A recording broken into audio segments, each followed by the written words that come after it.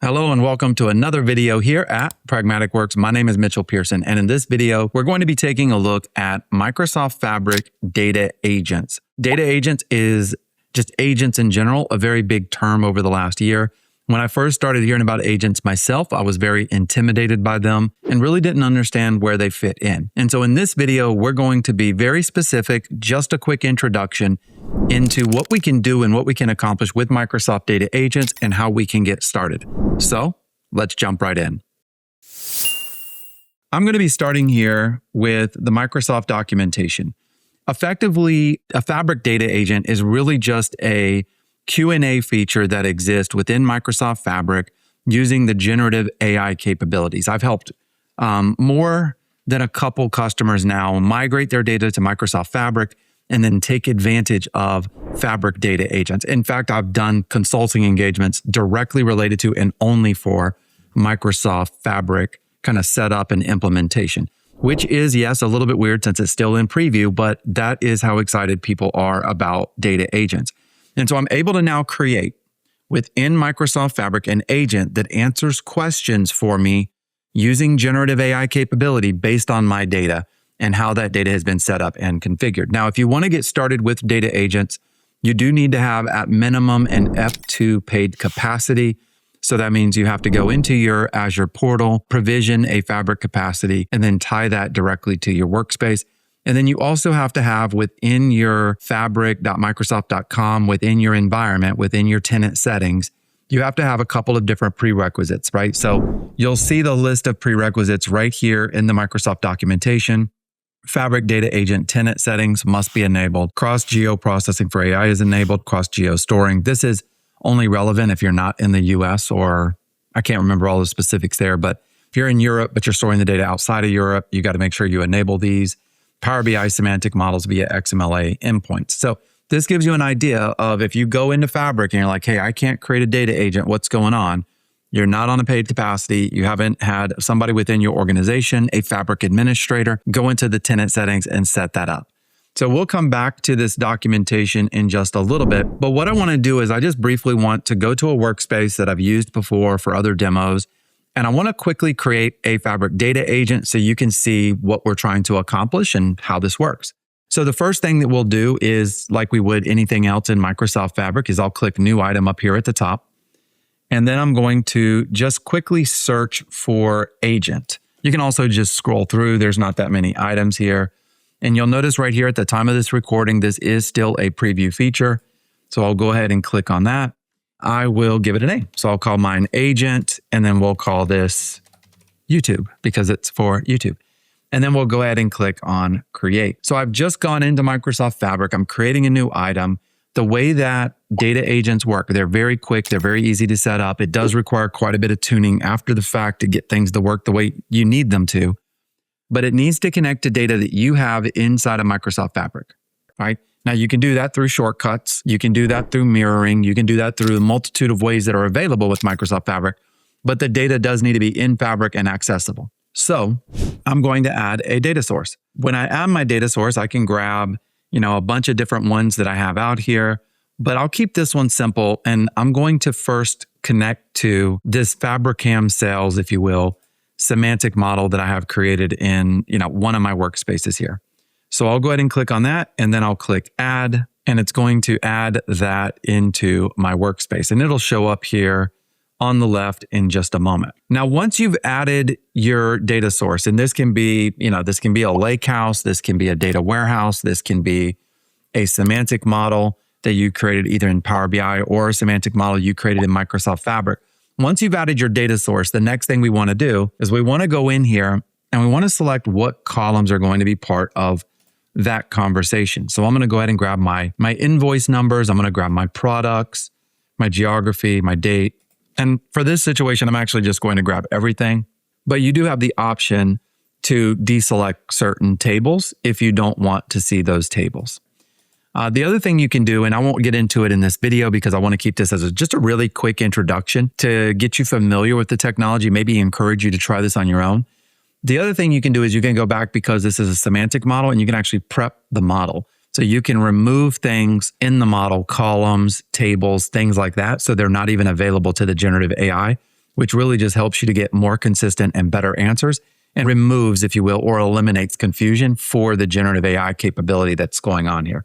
Now, once I've added these in, I can now come in here and ask a question, right? And this is where you have to do some tuning, because if I look at invoices, if I were to ask for, let's call it total sales, the AI has to try to figure out what total sales is. I actually happen to have a measure, so we're good to go there probably, but shouldn't have any issues because I have a measure.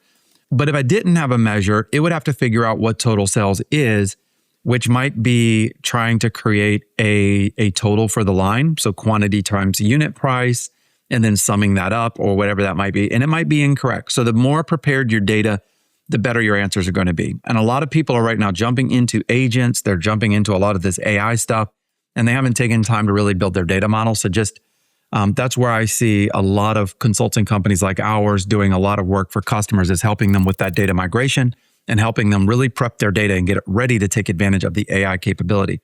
So if I come over here now, I can ask a question and I can say, what are my total sales by year? And instead of, sending an email to an analyst and saying, hey, I need this report, can you build a report for me?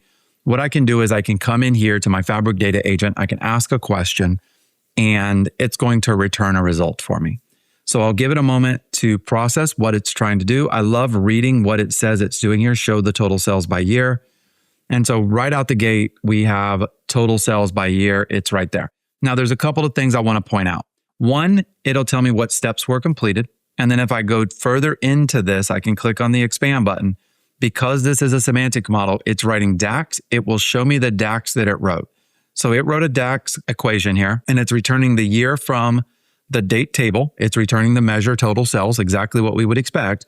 And then it's doing an order by year ascending. So this is perfect. It's giving us exactly what we want. There's not a lot of tuning that needs to take place. So that's number one.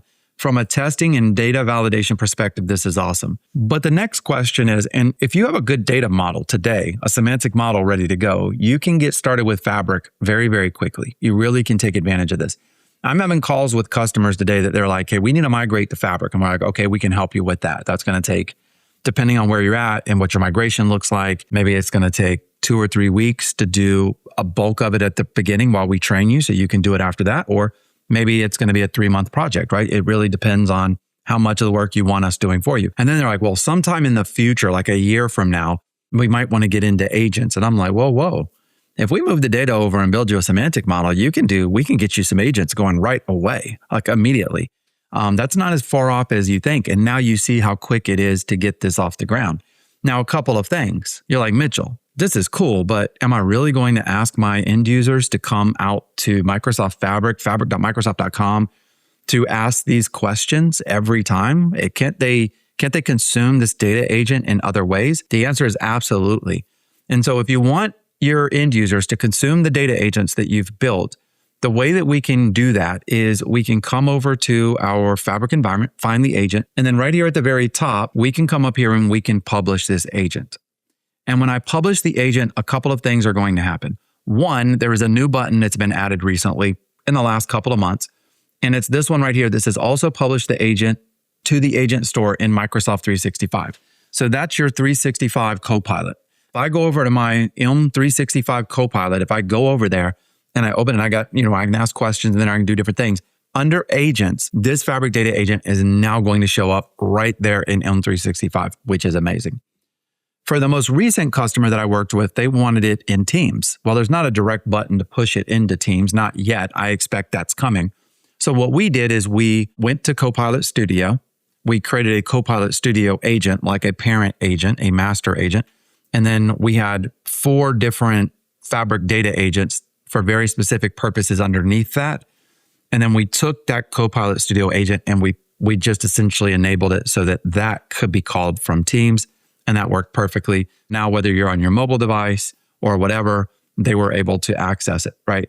And that's where we now pivot back over, if you will, to the documentation. So to give you an idea, you said, well, Mitchell, this is great. I'm going to create a data agent as soon as I get off this call because I just want to build a quick proof of concept. Well, if you come back over to the Microsoft documentation, you'll notice right here, there is an option. So I'm just at the concept data agent page right here at the top. You'll notice that there is an option down here that says, where and how to consume a Fabric data agent. And so you can do it from Azure AI Foundry. You can do this directly from Copilot in Power BI, data agent from Microsoft Copilot Studio using the Python SDK if you want to call it from like a notebook. Consume a data agent in Microsoft 365. That's the one I just showed you. And then consume a data agent as part of the MCP protocol, right? So your MCP there, your model context protocol. So those are the different options that are currently available. You notice they're all in preview. I expect that we're going to continue to see a lot more of these. So that's pretty exciting stuff. We didn't get into the details here of how to tune this agent, but I think I'm going to do a full series on this. So we're going to start with here's how you get started. And then we'll talk about prepping data for AI. We'll talk about really getting more into some of the different ways we can consume it. So that'll be exciting. And if you're interested for this series, please let us know in the comments below so that we can follow through and make sure that we do that for you. As always, we just want to say thank you for watching. Thank you for joining us. Make sure to hit like and subscribe, and we'll see you in the next video.